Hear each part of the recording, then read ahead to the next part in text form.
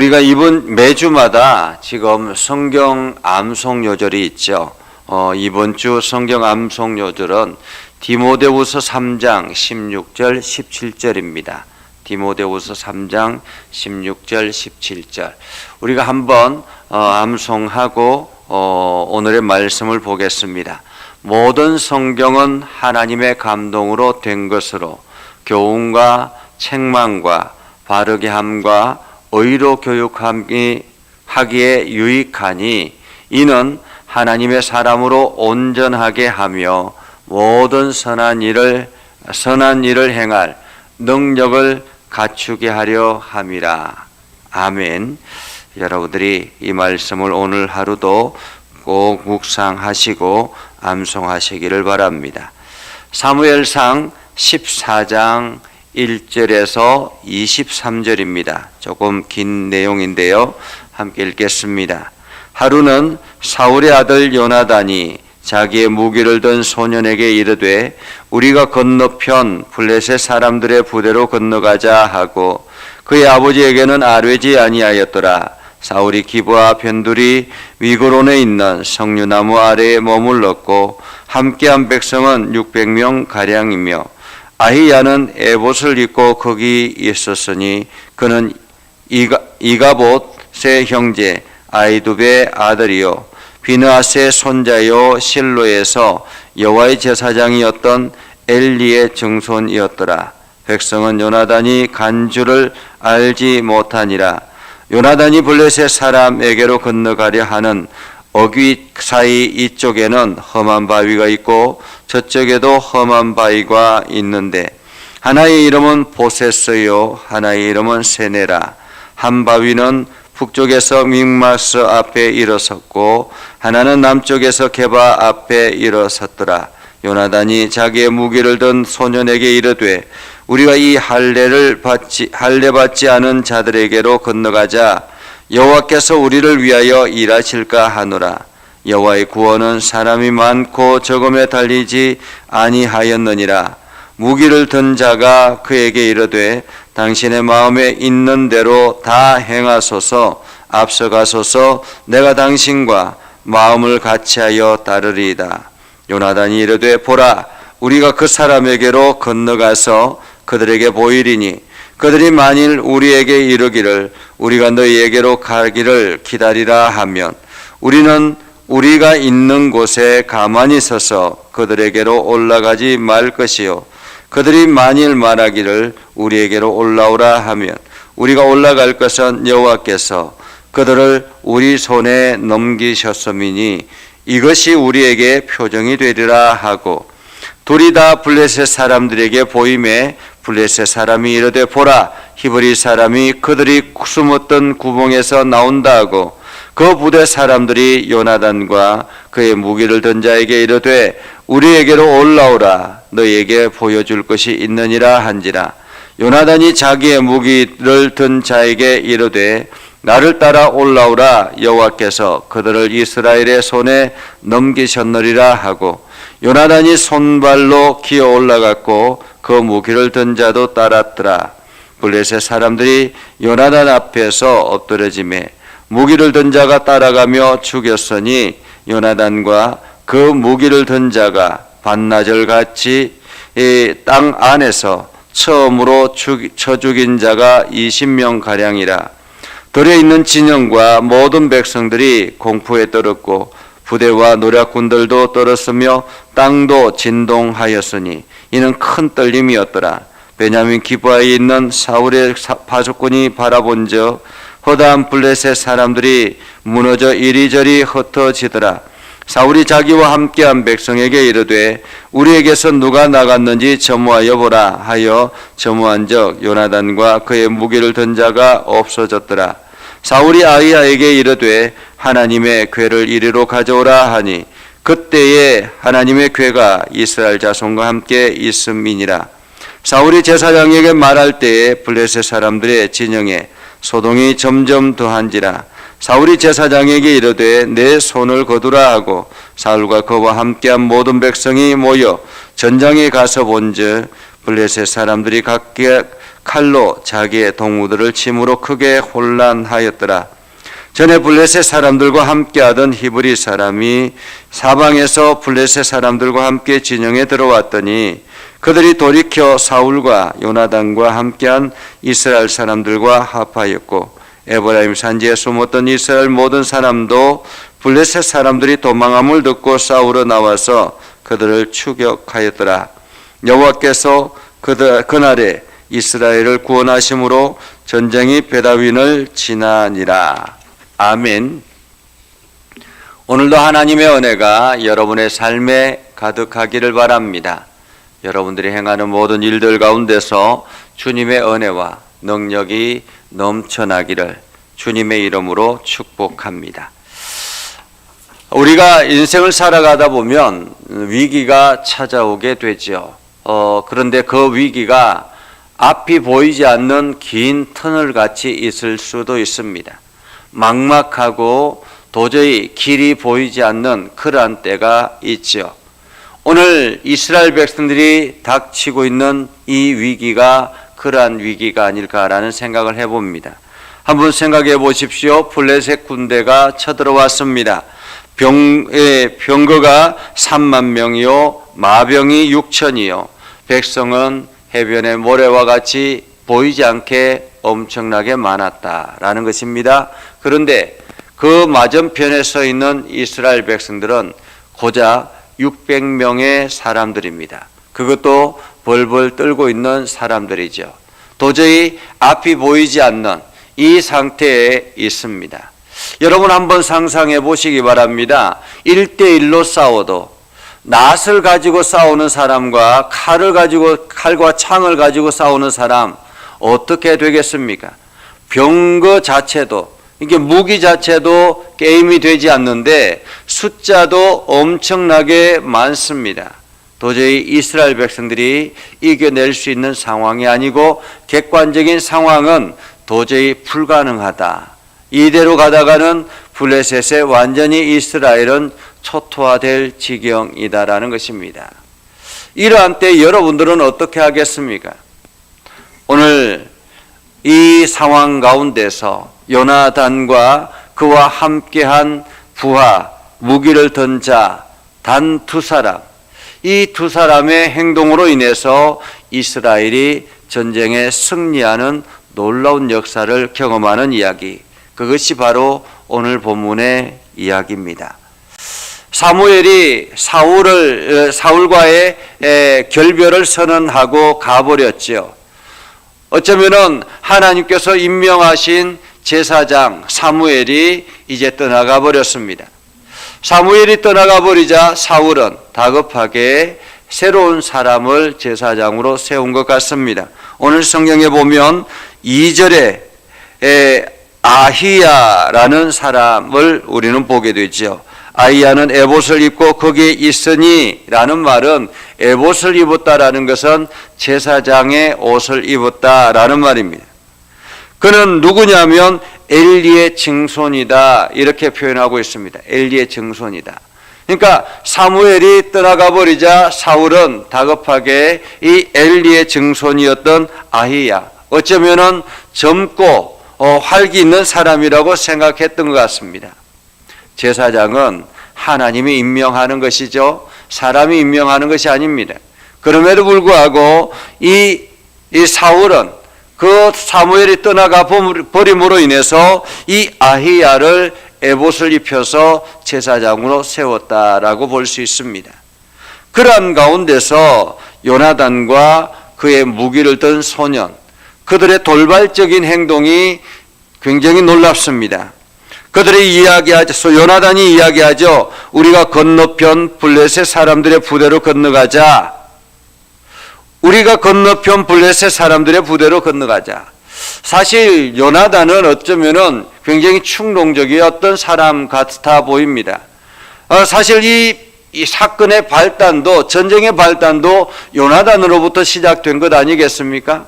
그런데 또다시 지금 이 위기 속에서 요나단의 돌발적인 행동을 우리는 보죠. 그러면서 조용하게, 아버지에게 말하지 아니하고 조용하게 그 블레셋 지역으로 갈 결심을 합니다. 근데 4절에 보면 이렇게 말하죠. 4절에 요나단이 블레셋 사람들에게 건너가려 하는 어귀 사이에 이쪽에는 험한 바위가 있고 저쪽에도 험한 바위가 있다. 양쪽에 험한 바위가 있었다라는 말입니다. 험한 바위가 있었다라는 말은 사람이 올라갈 수 있는 형편의 상황이 아니었다라는 것이죠. 지형이 아주 험난한 그러한 지형이었다라는 것입니다. 반면에 블레셋 쪽에서 보면 아주 천혜의 요새라고 말할 수 있겠습니다. 천혜의 요새와 같은 그러한 상황. 그런데 오늘 요나단은 그쪽으로 가자라는 것입니다. 그쪽으로 가자. 6절에 보면 요나단이 자기의 무기를 든 소년에게 이르되 우리가 이 할례 받지 않은 자들에게로 건너가자. 할례 받지 않은 자들, 할례 받지 않은 자들은 대체적으로 이스라엘 백성들이 이방인들, 유대인들이 아닌 다른 이방인들을 대하는 이야기입니다. 할례 받지 않다라는 말은 선택받지 않았다라는 말이죠.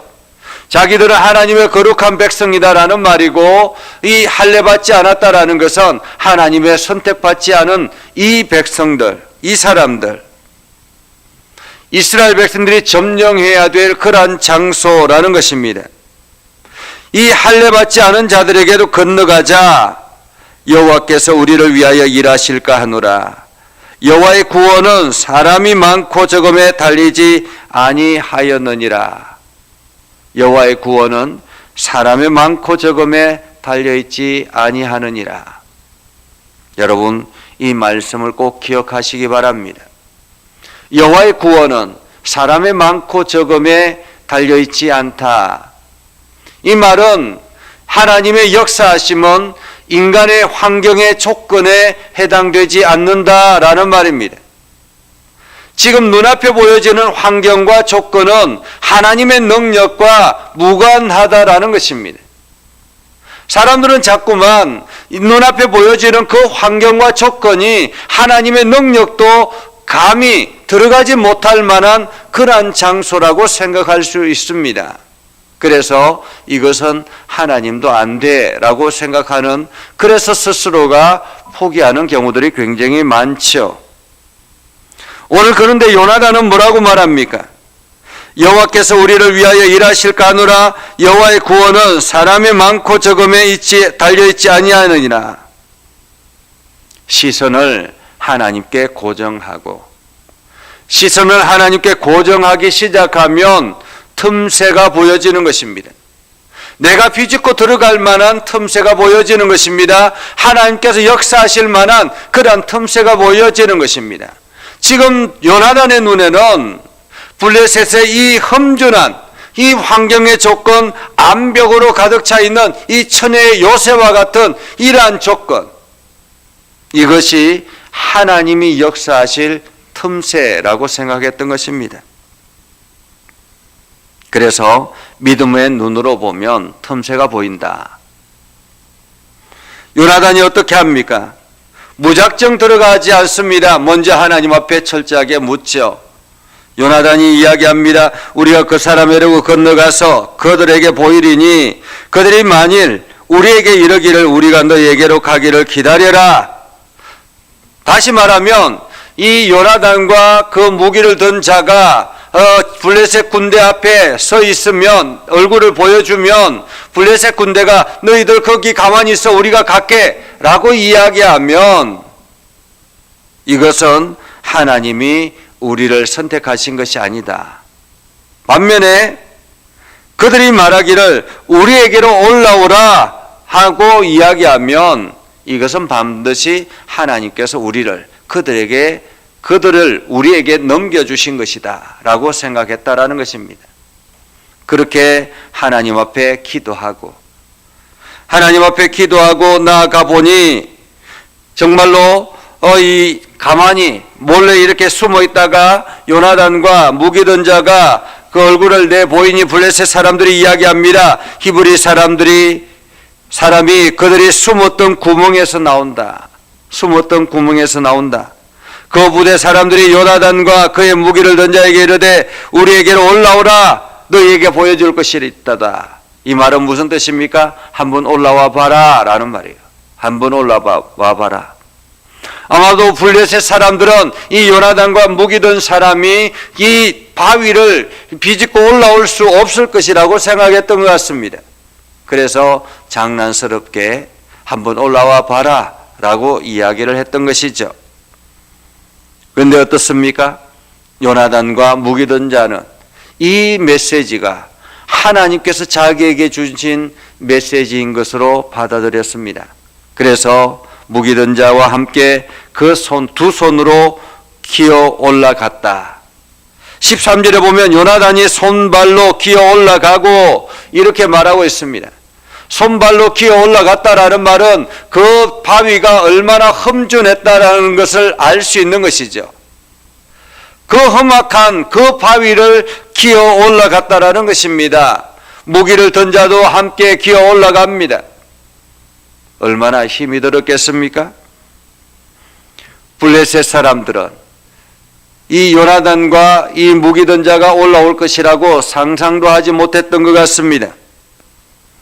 그래서 요나단과 그 무기든 자가 그 블레셋 땅에 들어가서 그곳에 진영에 들어가서 반나절 동안 사람들을 쳐 죽였는데 아마도 무방비 상태에 있었던 것 같습니다. 그래서 칼 하나를 들고는 그 반나절 동안 사람들을 죽였는데 대략 20명가량 죽였다. 여러분, 바다의 모래와 같은 엄청난 군대를 가지고 있는 블레셋이 20명 죽인 거 가지고 무슨 소용이 있겠습니까? 아무것도 아니잖아요. 20명 죽어가지고 그 군대를 어떻게 물리쳤다고 이야기할 수 있겠습니까? 그런데 이것은 시작에 불과했다라는 것입니다. 하나님의 역사는 처음부터 모든 것이 다 이루어지는 것이 아니라 내가 믿음의 길을 걸어가고 그곳에서 조그만 역사들이 만들어 나가기 시작하면 그것을 통해서 엄청난 소용돌이가 일어나게 되더라라는 거죠. 반나절 동안 20명가량 쳐 죽였는데 그 다음이 더 문제죠. 지금까지는 요나단이 했다면 그때부터는 하나님께서 놀라운 역사를 일으킵니다. 15절에 보면 이렇게 말합니다. 들에 있는 진영과 모든 백성들이 공포에 떨었고 이미 이 요나단과 그 무기든 자가 그 사람들을 쳐 죽여 나감으로 인해서 블레셋 진영에 있는 사람들이 혼비백산했다라는 거죠. 그리고 노략군들도 떨었더라. 땅도 진동하였으니 이는 큰 떨림이었더라.